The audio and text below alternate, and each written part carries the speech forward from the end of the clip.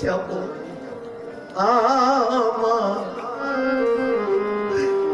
আমার মাও না,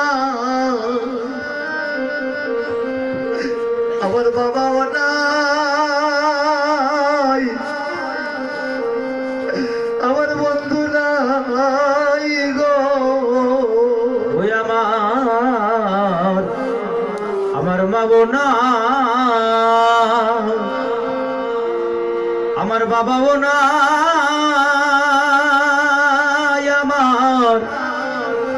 আমার বন্ধু নাই গো। ওরে আদর করে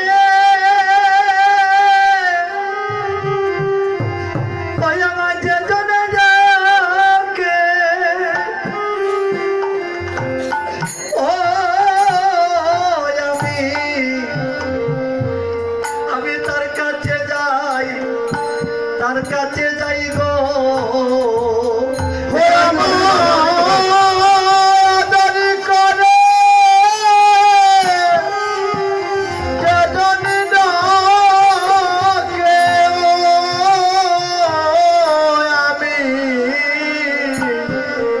আমি তার কাছে যাই গো। আমায় আদর করে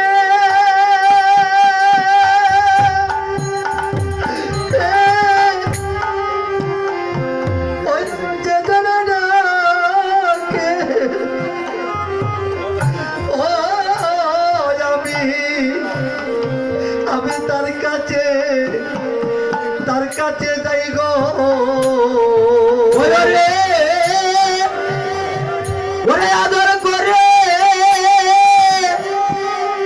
ওই আমার যে জন ডাকে, ওই আমি আর কাছে যাই গো।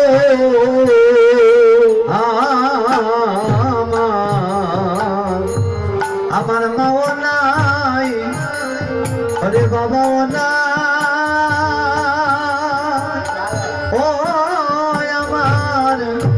আমার বন্ধু নাই, নাই গো।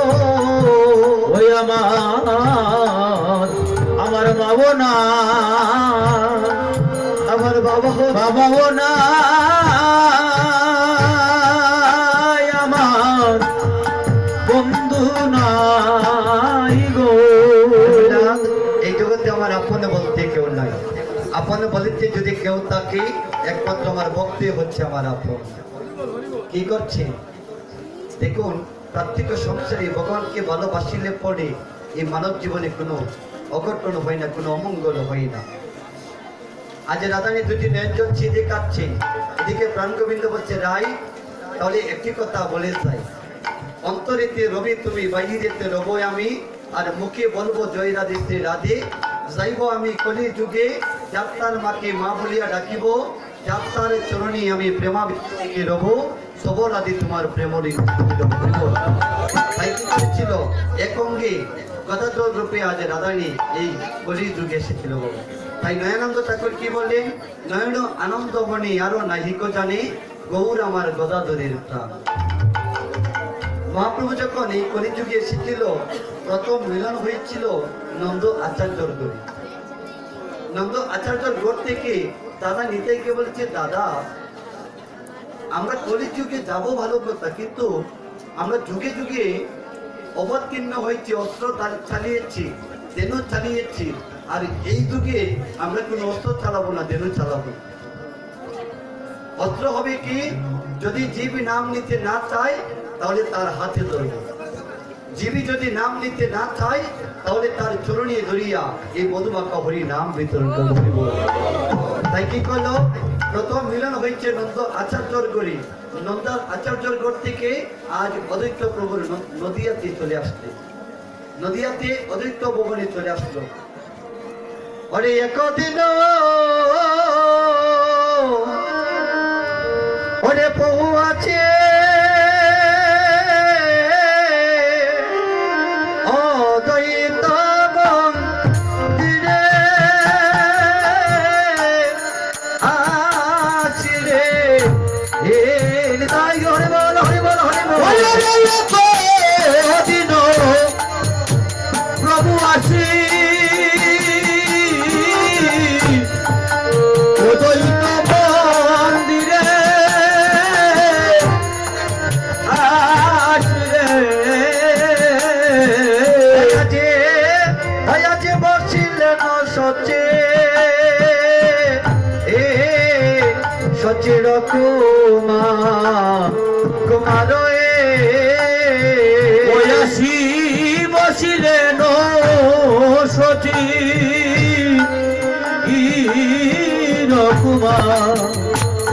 আদরে চিন্তামণি চিন্তা করে আজি চিন্তামণি চিন্তা করে আজি যার চিন্তায়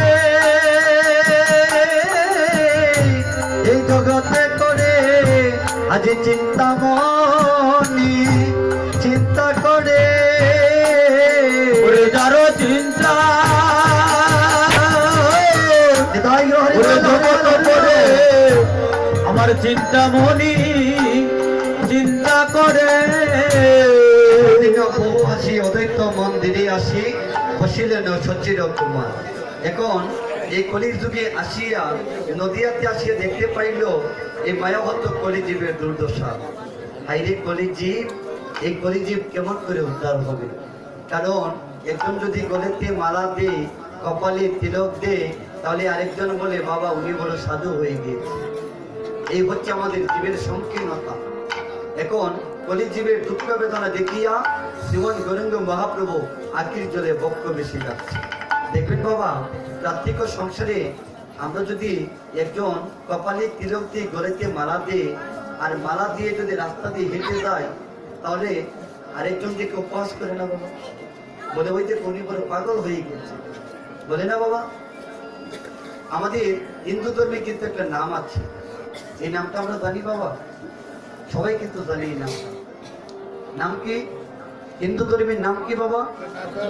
হিন্দু ধর্মের নাম হচ্ছে সনাতন ধর্ম। সনাতন ধর্মের পরিচয় কি? গলেতে মালা থাকতে হবে, কপালে তিলক থাকতে হবে। শাস্ত্রকার কি বললেন?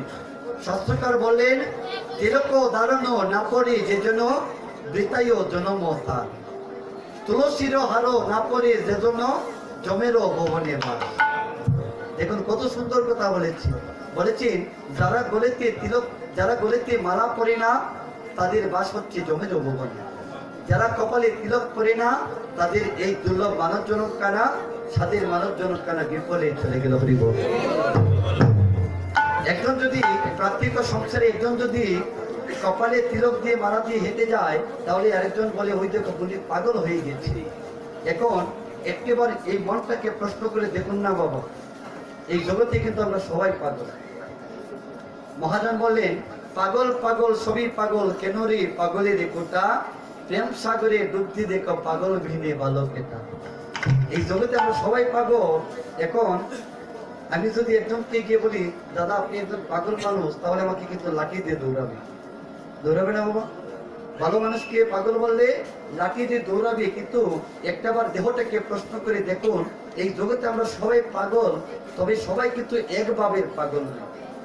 প্রাত্যিক সংসারে আমরা কেহ টাকার পাগল, আবার এই জগতে দেখবেন কেহ আমরা বাড়ির পাগল, কেহ এই জগতে গাড়ির পাগল, আবার কেহ এই জগতে নারীর পাগল।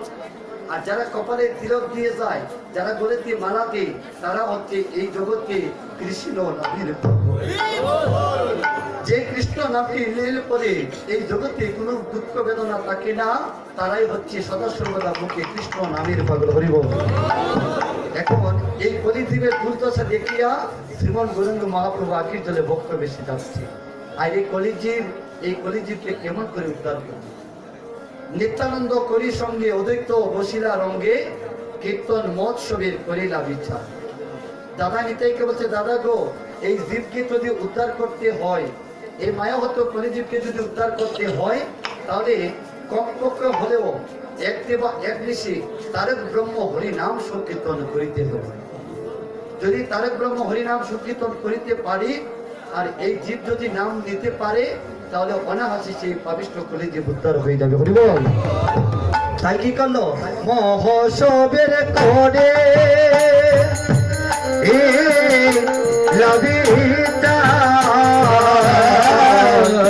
মহোৎসবে করি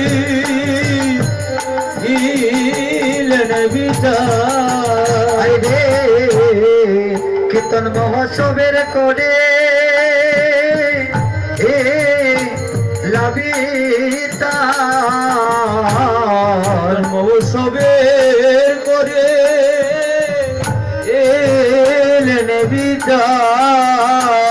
কীর্তন মহোৎসবের করে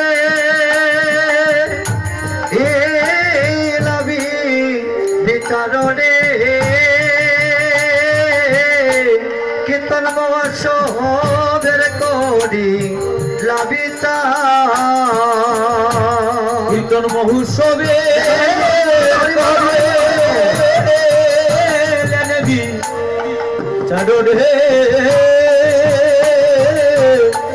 কীর্তন মহোৎসবের করি লাগি যা কীর্তন মহোৎসবে বিচার করছেন। বিচার যখন করতে পারলো, জীবন গৌরাঙ্গ মহাপ্রভু বাইরে মলে কীর্তন মহোৎসবে বিচার করছেন। ভিতর মলে অদ্বৈত গৌরিণী মা সীতা ঠাকুরানী একে দৌড়ে এসে প্রভুর কাছে চলে এসেছে। এই যে সীতা ঠাকুরানী, উনি বৃন্দাবনে কে ছিলেন বাবা? উনি বৃন্দাবনে ছিলেন জগৎ জননী মা দুর্গুণাসিনী মা হরিবল। এখন কেমন করে এই কলির যুগে আসলো?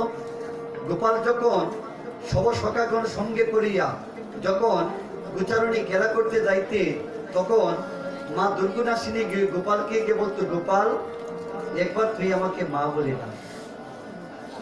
আমার যে মনোবাসনা তোর মুখে যে আমি মা ডাকতে শুনতে চাই।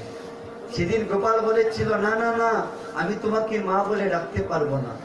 কেন পারবো না? কারণ তুমি জীবের রক্ত পান করবে, তবে আমি তোমাকে মা বলে ডাকতে পারবো। তবে আজ এই উচ্চারণে তোমার কাছে বলে যাচ্ছি, সেদিন আমি তোমাকে মা বলে ডাকবো, যেদিন শান্তিপুরে অদ্বৈত গৌরিণী মা সীতা ঠাকুরানী হয়ে যাবে, আমি তোমাকে সেদিন মা বলে ডাকবো। তাই কি হলো?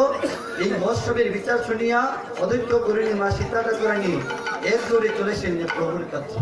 প্রভু, তুমি বলে দাও কেমন করে এই মায়াবত করে যে উদ্ধার হবে, কেমন করে এই মহোৎসবের আয়োজন হবে। এখন সেই কথা শুনে মহাপ্রভু কি বলেন দেখুন বাবা। মহাপ্রভু বলেন, মা সীতা ঠাকুরানী, তুমি যে আমার কাছে বললে কেমন করে উদ্ধার হবে, কেমন করে নাম বিতরণ করবে, তুমি কি পারবে?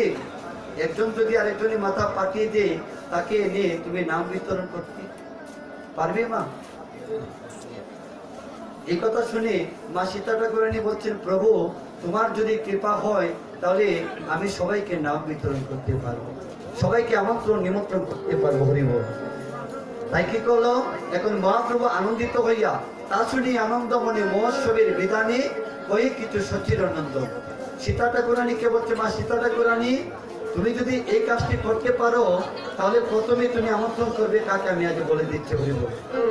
শোনো ঠাকুর রানী সীতা বৈষ্ণবয়া নিয়া যেতানি তাই হরে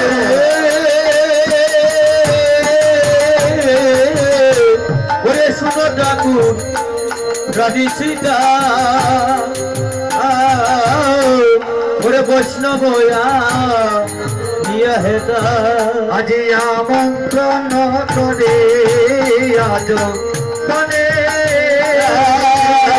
আমন্ত্রণ করি আজ তনে, আজি যে বাগাই যে বাবা যাই আমন্ত্রণ করো তাই। দেবা যায় আমন্ত্রণ করো তাই। হয়া যে প্রীত কপিত জনে জনে দীপিত কপিত জনে জনে। কথাতে কি বলেন বাবা? বলেন, শুনো ঠাকুর রানী সীতা বৈষ্ণব আনিয়া হেতা আমন্ত্রণ করিয়া যতন। মা, তুমি প্রথমে আমন্ত্রণ করবে আমার বৈষ্ণবগণকে। কেন বৈষ্ণবগণকে আমন্ত্রণ কথা বললেন? সেদিন একটা আমরা ধীরে কীর্তন করতে গিয়েছিলাম, বৈষ্ণব ছাড়া কীর্তন করে দিয়েছে। কিন্তু মহাপ্রভুর বিধান দিয়ে গেছে, বৈষ্ণব ছাড়া মহাযজ্ঞের আয়োজন হয় না। হরিবল। বৈষ্ণব ছাড়া মহাযজ্ঞের আয়োজন হয় না, সেটা পদে বলে গেল। শুনো ঠাকুর রানী সীতা বৈষ্ণব আনিয়া হেতা আমন্ত্রণ করিয়া যত। এখন বৈষ্ণব কারা বাবা? যারা তারা হচ্ছে বৈষ্ণব, যাহাকে দেখিলে ওই বদনে আসে মধুর কৃষ্ণ নাম, সেজন্য জানিও বাইরে বৈষ্ণব সমান। বৈষ্ণবকে নদিয়া লীলাতে হয়েছেন বৈষ্ণব, ওনারা ছিলেন বৃন্দাবনে গোপী, যারা গোপনে গোবিন্দ ভজন করতেন। আর এই নদিয়া লীলাতে হয়েছে পরম বৈষ্ণব। এখন মহাপ্রভু বলেন মা সীতা ঠাকুরানী, তো তুমি আমন্ত্রণ নিমন্ত্রণ করবে আমার বৈষ্ণবগণকে। আর কাকে আমন্ত্রণ নিমন্ত্রণ করবে? যারা গাইতে পারে, যারা বাজাতে পারে, তাদেরকে তুমি আমন্ত্রণ নিমন্ত্রণ করবে। তুমি একটি কথা আমার, তোমার কাছে একটি কথা বলে যাই, কৃতজ্ঞ কৃতজ্ঞ জনে জনে। যেমন ধরুন বাবা, আপনার ঘরে যদি আপনি থাকুন, কিংবা আপনার সন্তান যদি থাকে, আপনার স্ত্রী থাকে, তাদেরকে আলাদা আলাদা করে নিমন্ত্রণ করতে হবে। আমার কথা নয়, মহাপ্রভু বিধান দিয়ে গেছেন গরিব। যেবা গায়ে যেবা বাজায় আমন্ত্রণ করো তাই, কৃতজ্ঞ কৃতজ্ঞ জনে জনে। এত বলি গৌর রায় আজ্ঞা দিলা সভা খাই, এত বলি গৌর রায় আজ্ঞা দিলা সভা খাই, এত বলি গৌর রায় আজ্ঞা দিলা সভা খাই, এত বলি গৌর রায় আজ্ঞা দিলা সভা খাই। বৈষ্ণব করো আমন্ত্রণ, করো আমন্ত্রণ, বৈষ্ণব করো আমন্ত্রণ, সব করো আমন্ত্রণ। হরে কোন করো তাল লইয়া গুরু চন্দন ওরে দিয়া, ফুল করো তাল লইয়া অগুর চন্দন দিয়া, ঘট ঘট করো সন্তপন, করো সব শোনো। মাল্ল চন্দন সুয়া গীত মধু যদি দিয়া, মাল্য চন্দন গুয়া গীত মধু যদি দিয়া, মাল্ল চন্দন সুয়া গীত মধু যদি দিয়া, মাল্য চন্দন চুয়া গীত মধু যদি দিয়া, হল মঙ্গল সন্ধ্যা কালে, আরে কহল মঙ্গল সন্ধ্যা কালে। সবে হরি হরি বলে, বলে মাতাল অন্তরে, আরে সবে হরি হরি বলে কুল মঙ্গলে। রামেশ্বর দাসের সব বাসরে, ওরে পরমেশ্বর নাচের সেবা রে। হরি বল হরি বল হরি বল হরি বল। হরি বল হরি বল হরি বল হরি বল। বললেন কি? মাল্য চন্দন সুয়া গীত মধু যদি দিয়া, ফুল মঙ্গল সন্ধ্যাকালে। এই যে অধিবাস কীর্তনটি বাবা, আমাদের অধিবাস কীর্তনটা প্রকৃত নিয়ম হচ্ছে সন্ধ্যাকালে করতে হবে। আমাদের সময়ের অভাবে অনেক বিলম্ব হয়ে যায়। তারপর আরেকটা বিধান আছে, 12টার ভিতরে যদি অধিবাস কীর্তন আমরা সমাপন করিতে পারি, তাহলে হয়তো মহাপ্রভুর কীর্তিক মাত্র কৃপা হতে পারে। হরিবল হরিবল। তাহলে আজ এই কথা শুনে আজ সব বৈষ্ণবকে আমন্ত্রণ নিমন্ত্রণ করছেন কৃপা করে। নানা দ্রব্য আয়োজনে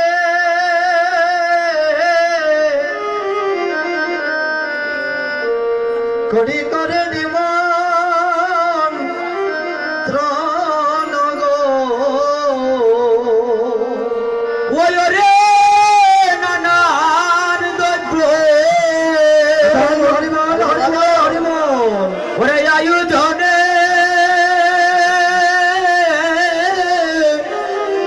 করি করে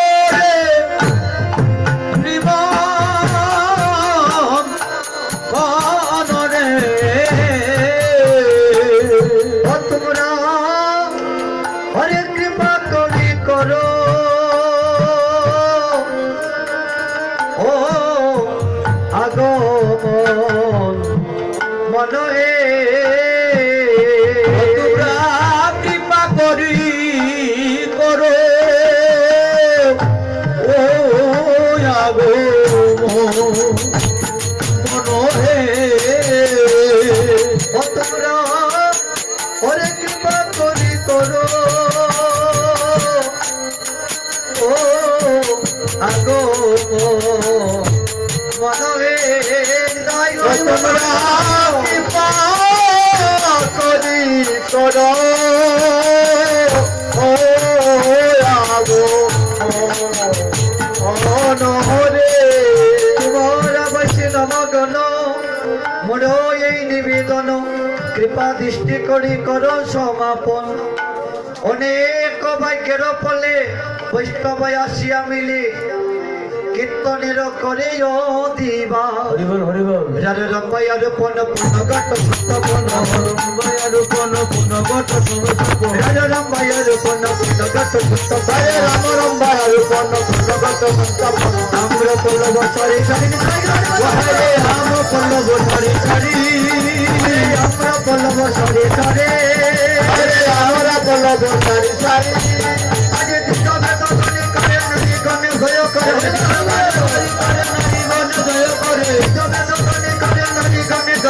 করে জগৎ গণি করে নারীগণে জয় করে আরো সবে বলে হরি আরো সবে বলে হরি হরি জীবিত সমঙ্গল করে করে করল জীবিত সমঙ্গল করে করে মঙ্গল করে হয়ে আনন্দ করতা আনন্দ করতা সবার আনন্দ মনে বৈষ্ণবের সবার আনন্দ মনে বৈষ্ণবের আগমনে হবে কীর্তন চেতন্য কালী হবে কীর্তন অভিমান শ্রীকৃষ্ণ চৈতন্য নাম শ্রী নিত্যানন্দ ধাম শ্রীকৃষ্ণ চৈতন্য নাম শ্রী নিত্যানন্দ ধাম গায় বৃন্দাবন গায় বৃন্দাবন হরি বল হরি বল হরি বল হরি বল হরি বল হরি বল হরি বল হরি বল আনন্দ বাহু তুলে হরি বল হরি বল তুলে হরি বল হরি বল আনন্দ বাহু তুলে হরি বল হরি বল হরি বল হরি বল হরি বল হরি বল হরি বল হরি বল